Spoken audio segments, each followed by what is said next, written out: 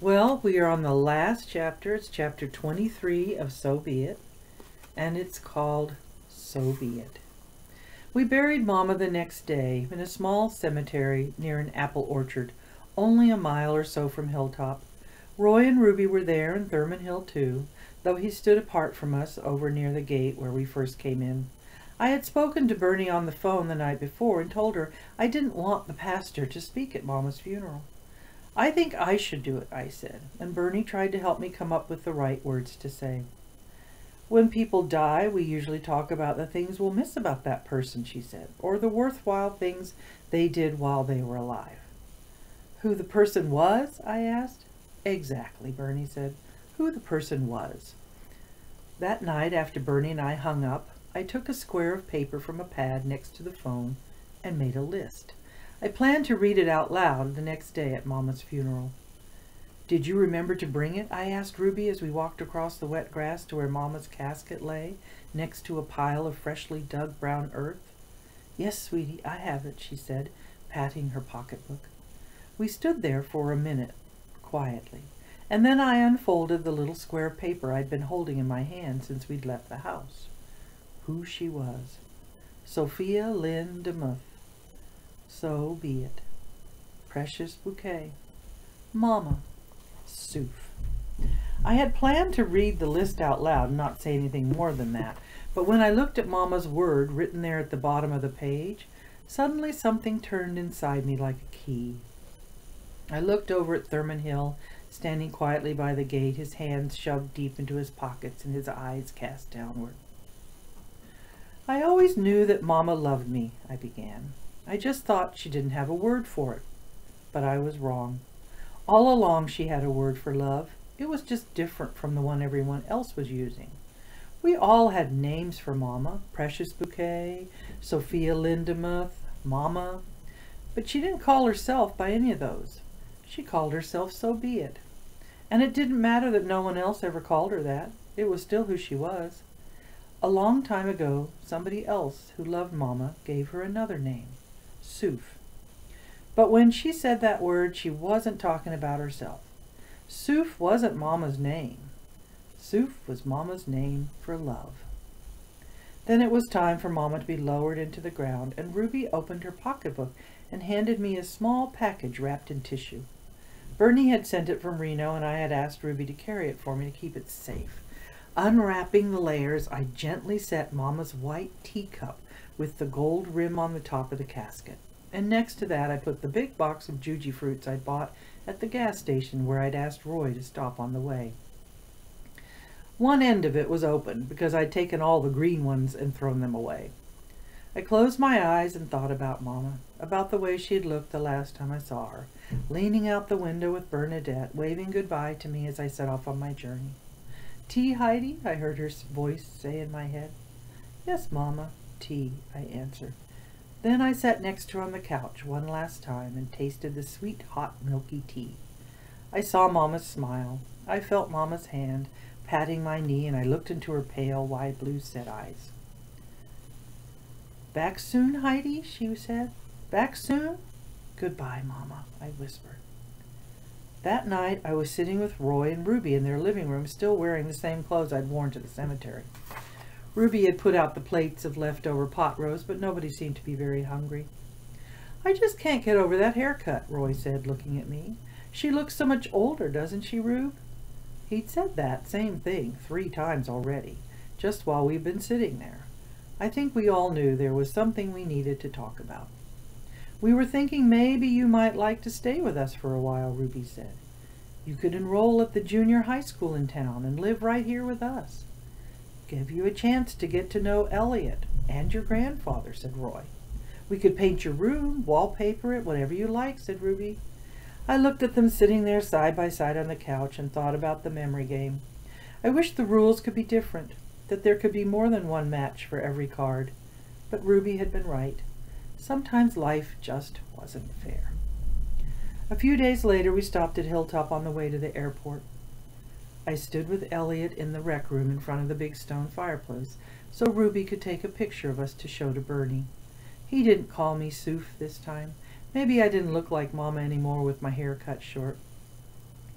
Thurman Hill stayed away until we were about to leave. Then he came over and handed me an envelope. "This is everything from the files about your mother. I've included some photographs too, from the year she was here with us, and also of the rest of the," he hesitated over the next word, "family. I think you'll find you look a great deal like the late Mrs. Hill, especially now with your hair that way. She was a lovely woman, Elliot's mother." I could tell that it wasn't easy for him talking to me like that. After all, he'd paid a small fortune not to have to know I even existed. Before I left, he said one more thing. "I know this is probably impossible after all that's happened, but someday I would like to get to know you." Later, I was glad I hadn't said what had been right on the tip of my tongue. There are some things in life a person just can't know. A lot of things changed after Mama died. At first I was sad all the time, but Bernie told me to feel whatever I felt until I was done feeling it.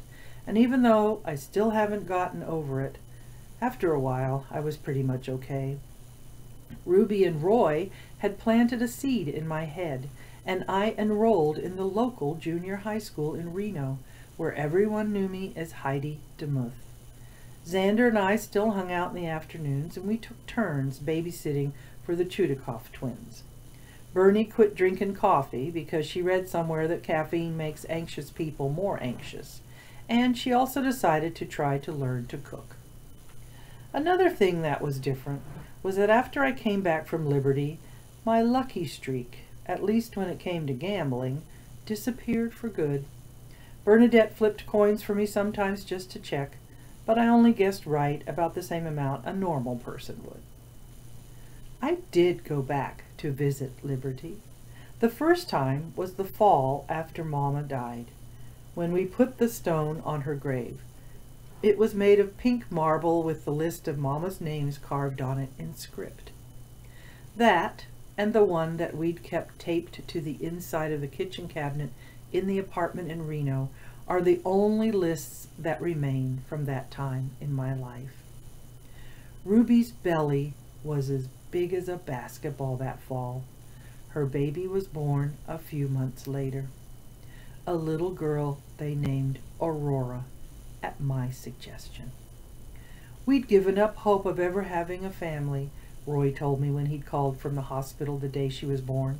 "Ruby's convinced you passed that good luck of yours on to her, you know." I hoped she was right. I didn't see Elliot or my grandfather that first time I went back. Roy offered to drive me over to Hilltop, but I just wasn't ready. It would take some time. A few days after I returned home, I was waiting in line at the Double D in Reno when I spotted a box of Juji fruits in the candy rack and tossed it onto the counter. Later, back at the apartment, I took it into my room and sat there staring at the familiar yellow box with the picture of the colorful candies on the front. I thought about Mama and Bernie and me and the life we'd had before I went to Liberty. Suddenly, I noticed something I'd never seen before. The name of the company that makes Juji fruits is written on the side in small black letters inside a red diamond. Heide, H-E-I-D-E. It's not spelled the same, ending with an E instead of an I. But even so, I'm pretty sure it would sound the same if you said it out loud. Heide. I wondered if my grandmother, Diane DeMuth, used Juji fruits to coax Mama to do things the way Bernadette and I used to. I wondered if maybe she saw that word on the side of the box the day I was born and thought what a nice name it would make for a little girl.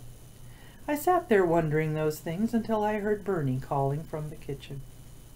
"Come here a second, will you, Heidi-ho? I'm trying to follow this recipe Ruby sent for pot roast, and I'm making a mess of things. I need you to look up the word braise for me in the MBF."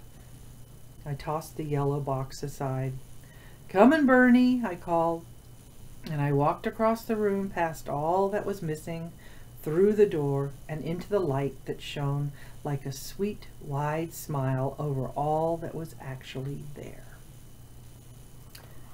That is so be it. the last page has a list of Mama's words, her 23 words. And if you were really paying attention, paying careful attention, each one of the chapters in this book was, the name of it was one of Mama's words. And there were 23 chapters in the book. A lot to think about in this story, and I hope you enjoyed it. You can certainly, I feel like Heidi changed from when she was in the beginning of the story till the end of the story. Certainly a lot of events happened to her along the way, and she learned a lot, not just about her family, but about truth and knowing things. And I am going to start reading the next book, and the next book, I told you this at the very beginning of So Be It, but I'll remind you again, is called Soof. And there's that jar of jelly beans again. This isn't, it is kind of a sequel, but you can read this book without having read So Be It. But I felt like really needed to know So Be It first. And this is the story of Aurora and Roy and Ruby. Heidi is in it a little bit, but it's mostly about Aurora and her life in Liberty, New York. So join me next week when we will start Soof. And if you would like to email me and let me know how you thought of this book, what you thought of it, it's jschooler@seattleschools.org. I'd love to hear from you. Thanks. Bye.